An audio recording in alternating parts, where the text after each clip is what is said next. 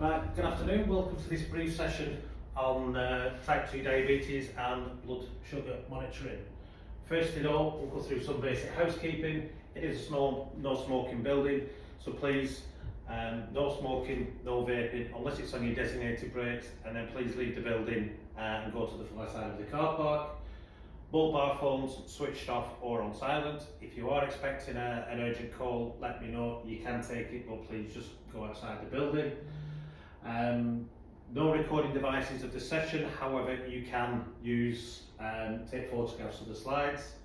Fire drills, there are no fire drills planned today, so if the fire alarm does go off, your fire exits are out of this door here to your left, out of the front door, or out of this door to the right, through the back of the building, out through the car park, and either way the meeting point is the post box across the road. Location of facilities: out of the training room door, turn right, follow the room right round, you've got kitchen and a toilet. Health and safety: there will be people walking around the building, so please be mindful of that. There may be people coming in and out collecting equipment, but also as well, please maintain confidentiality at all times, because they may well be discussing some of our service users on the phones. And if you need the bathroom, please feel free to excuse yourself at any time. So, what is diabetes? What do you know about diabetes? Yeah, my nan had diabetes. Yeah? Yeah. And what type was it? I think it was type 2, she had tablets. Type 2, yeah, that's just the same as me. I'm on tablets and now on insulin. So diabetes, it's a long-term condition where the body is unable to manage the amount of glucose or sugar in the blood. And instead there are two types, type 1 and type 2. We are going to focus on type 2. So what is type 2 diabetes? I'm just going to play a short video.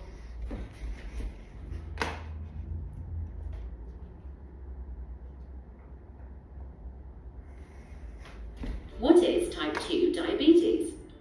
Type 2 diabetes is a serious condition where your blood sugar levels, also known as blood glucose levels, are too high because your body doesn't make enough of a hormone called insulin. Or the insulin it makes doesn't work very well. When you eat or drink, any carbohydrates you've had are turned into glucose, a type of sugar. Insulin unlocks the cells to let the sugar in to give you energy.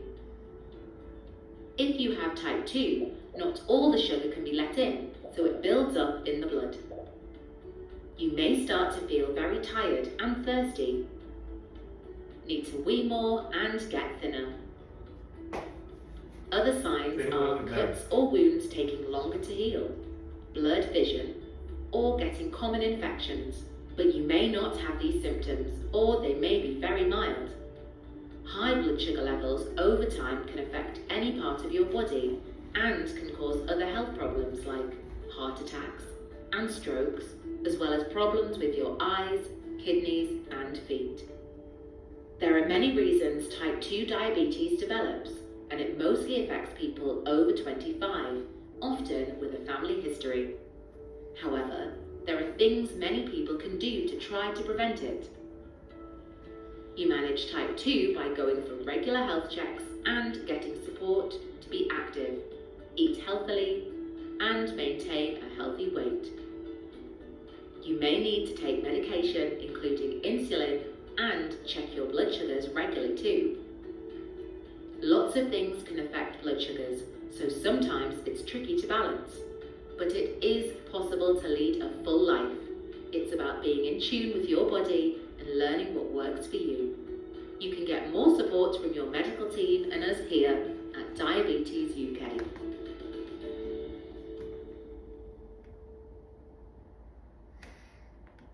Okay, so was that useful? Yeah? Yeah. So, there are two different ways to measure blood glucose levels. The main one that is used is the HbA1c test. So that gives you an idea of your average blood glucose levels over 2 to 3 months. It's normally done every 12 months or so, depending on how severe you are.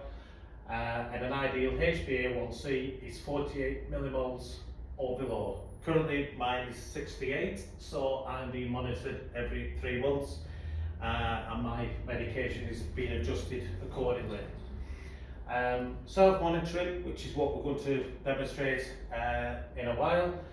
So some people with type 2 diabetes will have a blood glucose meter, and this is the one that I use. One of the reasons for using it is quite simple. When it gets the results, it can Bluetooth it to an app on my phone, and I can use that to create reports for the diabetic specialist team. It says use to check the glucose levels at home, but obviously it's portable. You can take it anywhere. I can take it in my car if I'm going on a long journey, bring it to work, that type of thing. It can help identify if your blood glucose levels drop too low, and also check when you've had certain food, certain drinks. You can check it then, do they have an issue and affect your blood sugar. So normal blood sugar is when you wake up, so ideally this is a fasting blood test as soon as you come downstairs or you get up in the morning before you have anything to eat or drink. So the healthy target is between 4 and 7. I'm averaging at the minute 8.5, again, which is down to medication, and it is slowly coming down in the morning. If it's under 4, you're on the risk of having a hypoglycemic attack, and if it's over 7, it's too high, it's hyperglycemia, and that's when you may need extra medication. Okay, so now we're just going to do a bit of a demonstration, which I will demonstrate how I take my blood sugars, and then we can have a practice, if that's all right. Yeah, that's fine. So firstly, I will get a testing machine, I will get one of the strips, I will get a tissue, and I will get my needle, so needle punch, shall we say. How often do you normally test? I test twice a day at the minute. I can test more if I was feeling ill in an afternoon, which I have done in the past. I will take my blood sugars, and I will also then let my colleagues know I think I'm having a hypo. They will either stay to me where if I need to rush and get something sugary, or they know to be on standby if anything worse happens, which hopefully it doesn't. So the machine's already primed. All I need to do is find my finger, make sure the hole is, we'll try and go for the side of the finger because apparently it does hurt less. After a while it begins that you don't feel it. I will then squeeze to get a drop of blood, and the drop of blood will then go on the end of the testing strip. And my current blood sugar level is 11.3. That is quite high, but then I have been eating chocolates this afternoon, so that will be why. So that will record, and it will go over to my testing machine eventually. So, would you like to test your blood sugar? Yeah, go on then. So before I do anything with that, I need to just change the needle.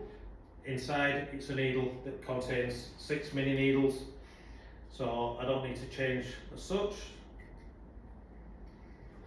So you've got your testing strip. So which way does it go in? So you make sure that the chip at the top Yeah. goes straight into the machine, and the machine should turn on automatically. Ah. Okay. So, and then you can use whichever hand you want, whichever finger. As I said, try and get the hole to the side of the finger. Doesn't hurt as much. Get an amount of blood. I don't like it. If you let your finger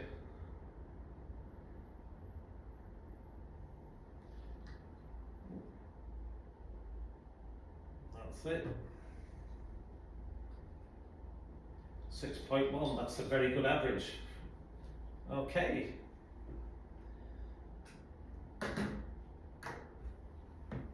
So what I would do at home is I normally do have a yellow charts box, so I would put all the waste in the charts box, but obviously here it will go in the bin. So once that's recorded and it turns off, I can put it, literally put it all away.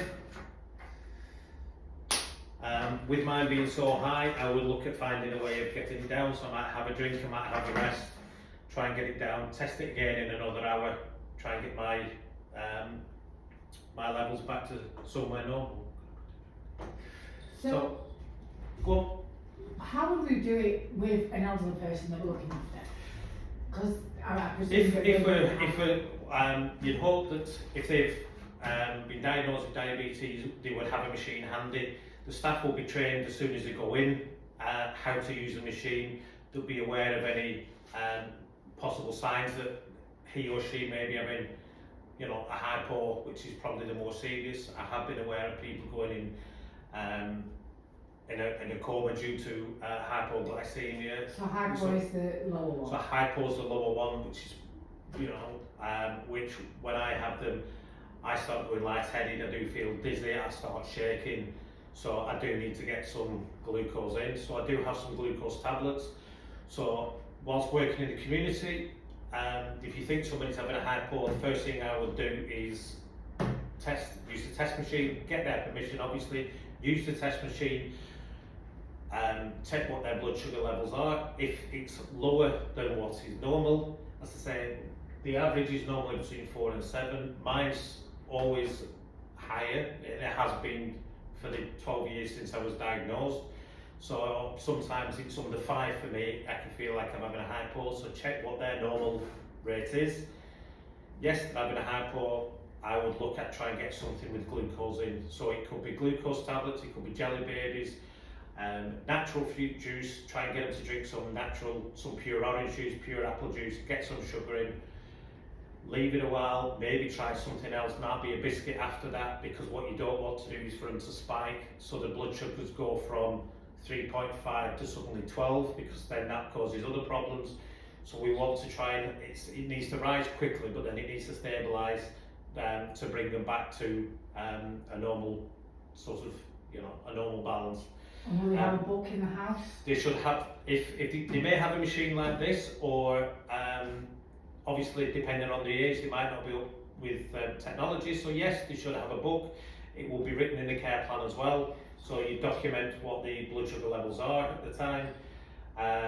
If you think it's that serious, then you know you can always ring 111 or 999 depending on what the situation is. But yeah, first thing I would always test the blood sugar, get the permission, test the blood sugars. They may not realise they're diabetic, so it may be one of the first things that a paramedic would do to come out anyway. But yes, I would look and assess and try and get the glucose into them as quickly as possible. Okay. Alright? Are you quite happy with the demonstration? You feel if you went out in the community and you came across that, you could, Yes, if it was that type of machine? yeah, if they had a blood run to a machine on the side, I would feel confident to obviously test it. Yeah, because there are some of the machines will have the testing strips, others will have the individual needles. I quite like that because it's a lot safer for me, and I think that will be ideal in the community. There's less chance of you know, needle stick injuries. Yeah. Okay. Okay. So nearly finished. So we'll have a quiz. So first question: what is the hormone that the body cannot make enough of, which causes Insulin. diabetes? Insulin.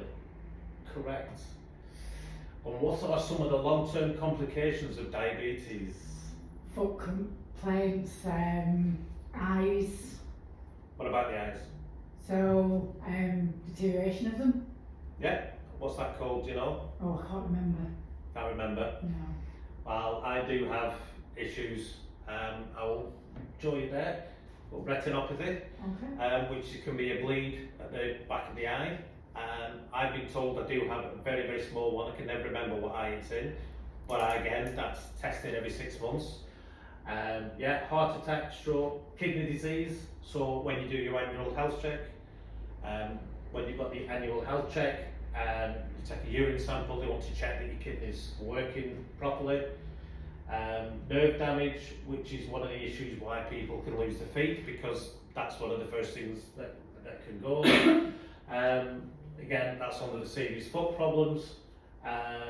Teeth, gum and mouth problems, sexual problems, lung problems, leg pain, muscle pain, joint problems. So yes, it can be quite serious. I just thought it's diabetes, I can deal with it, but unfortunately it turns out to be far more serious than I thought. So yeah, I'm gonna take it more seriously now, and hopefully my that awareness I can pass on to other people. Okay, thank you very much. Okay, thank you. Thank you.